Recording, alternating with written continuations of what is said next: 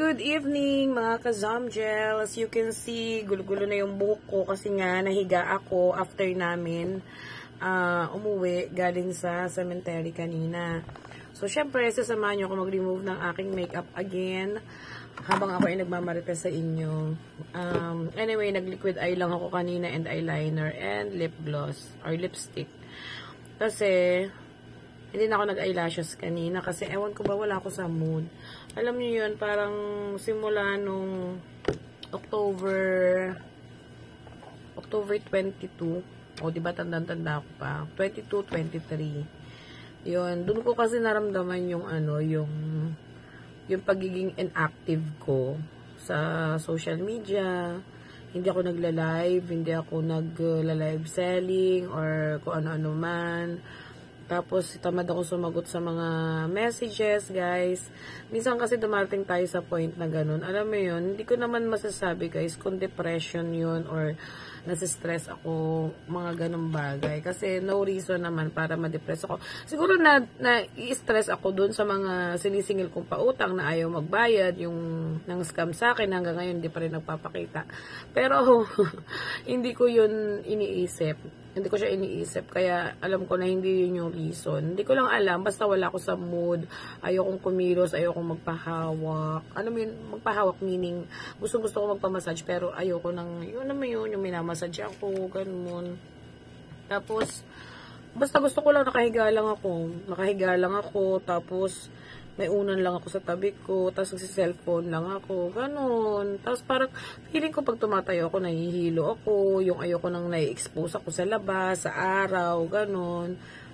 Yan, hindi naman, kung buntis naman ako, guys, hindi naman din, kasi, tanda ko talaga no October 22, nagkameron nga ako. So, nagkameron ako, tapos the whole day nun, yun, malakas yung yung mens ko. Then after nun, yung second day, as in, wala na. Konti na lang. So, nagtataka nga ako kasi bakit ganun. Yan, kalat-kalat na. Nagtataka nga ako bakit ganun, diba? Samantalang, usually talaga, pag nagka-mens ako, inaabot siya ng 3 to 4 days. Tapos yun, siya sobrang hina na niya. Tapos, ewan ko, after nun, parang ewan ko kung nag-iisip ako na ganun. Na sabi ko, ba't ganun yung menstruation ko? Bakit hindi siya tuloy-tuloy? So, siguro yun yung sa akin, nakakapagpabagabag. O, kayo nga, sige nga, sabihin nyo, nakakapagpabagabag. Ayun, sa aking isip. Then, after nun, yun, hanggang ngayon, kanina nagpunta ako sa cemetery, alam mo yung gusto ko pang magstay, kasi nga, syempre, nandoon kami lahat. Pero ayaw na ng katawan ko. Gusto na ng katawan kong humiga. Gusto kong matulog. Pero pag nakahiga naman ako, hindi naman ako nakakatulog.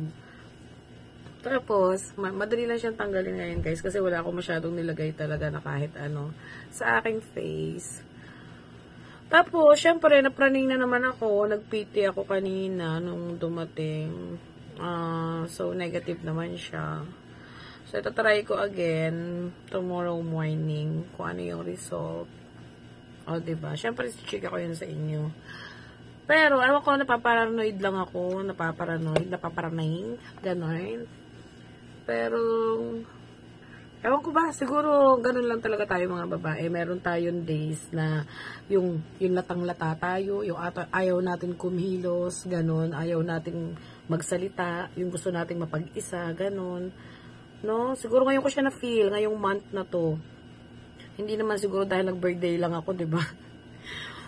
Basta, yun lang. Tapos parang ayoko na masyadong kausap. Ayoko na masyadong gumagalaw or may ginagawa. Ganun. O siguro tamad lang talaga ako. So, yun nga guys. Diba? After no, tingnan nyo kahit mag-comb nga ng hair ko, hindi ko pa nga nasusuklay yung buhok ko kasi ipit lang ako ng ipit. May ganun talaga ako guys. Yung pagising ko, nag-iipit lang ako. Hindi na ako nagsusuklay. Kayo din ba? Diba? Ano din ba kayo? Lalo especially tayo, diba? Yung mga nanay tayo. Pagka yung pagising natin, nag-iipit na lang tayo ng buhok, hindi na tayo nagsusuklay. So anyway, ganun talaga ako almost everyday. Kaya hindi pwede sa akin yung magpariban. Kasi pag nagpariban, useless lang. Kasi makakurve lang or makakurl yung hair ko. So ngayon guys, bukod dyan, syempre tapos na ako, nakapag-remove na ako ng makeup. Nakita nyo naman. So may natitira pang konti. Tanggalin na rin natin. galing ako ng Gluta-Av ng isang araw. So, nagpa-Gluta-Drip ako. Then, may nakita akong bago. Ito guys is Gluta Avenue Collagen Cream. So, ito guys is, ang tawag dito, yung collagen cream siya. So, papakita ko siya sa inyo. Ganito lang kaliit yung bottle niya, pero medyo pricey siya guys kasi it's 500 pesos or 500 something. Tapos, ganito lang yung laman niya. Pero sobrang ganda niya, especially, diba, o diba, nakasingit pa nga. Hindi to sponsor guys ha. Doon lang sa mga gustong mag-avail, ganun. Let me know. PM nyo ko or matik na kayong pumunta sa Gluta-Av sa tapat ng SM, katabi ng Comeback. Ayan guys, ito yung ginagamit ko sa aking face ngayon. Yan. Tinigil ko muna guys yung ginagamit ko na etong retinol. Tinigil ko muna siya for 2 days kasi gusto ko malaman yung result nito. But then, nakakatuwa guys kasi alam mo yun, parang siguro mga 3 days ko pa lang ito nagagamit. As in, akala nyo dami-dami ko nilalagay. Hindi po ganyan na kaunti, oh. Pinakalat-kalat ko lang talaga. Tapos, ayun, nakakatuwa siya kasi alam mo yung parang binabanat niya yung face mo. Siyempre naman, guys, ilang taon na ba ako, diba? So, kailangan natin ng mga collagen, mga ganon. O yung mga mommy dyan, huwag kayong masyado na, ay, okay lang yan kasi, makinis naman ako, or ganito, ganyan. Iba pa rin, guys, yung meron tayong inaano sa face natin. Diba? Yung ina-apply sa face natin bago tayo matulog. So, speaking of tulog, guys, mag-8 o'clock pa lang ata, pero gusto ko nang matulog. Hindi ko maintindihan talaga. So, syempre, i-update ko pa rin kayo kung ano yung pangyayari sa aking health. Dahil hanggang ngayon, nga, nag-long weekend, hindi natuloy yung aking check-up, yung aking ultrasound, yung aking x-ray, hindi pa po siya natutuloy. So, tatapusin muna natin tong long weekend bago ako tumuloy-tuloy doon. Kaya, guys, doon sa iba na mga nagpi-PM sa akin regarding guys dun sa inyong mga health issues or mga humihingi ng tulong, gusto ko lang guys sabihin sa inyo na nakastop po muna ako ngayon about sa mga ganyan kasi una ko po muna ang gagawin is yung sa health issues ko muna ang aking tatapusin guys.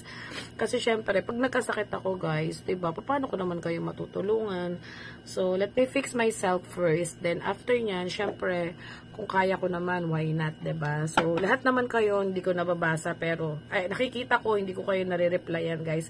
Pero lahat yan, nakatatak yan sa aking utak. Lahat yan, naiisip ko kayo na, syempre, gusto ko matulungan ko kayo, pero, kailangan natin guys ng konting pag-iintay ha, kasi hindi naman lahat is kaya ko ngayon mabigyan, especially guys na dumadaan din ako ngayon sa, alam mo yun, hindi ko ma-explain if ano yan, anxiety, depression or stress or whatsoever, I don't know, basta ako, I'm so lucky kasi nandiyan naman yung family ko na lagi naman nila akong chini-cheer up, alam mo yung ganon. So okay guys, yun lang, and have a good night, everyone. O, ayan, nakita nyo na naman. Malinis na yung aking face. So, ayan lang yung ginamit ko for today's video. And, tutulog na ako. Bye!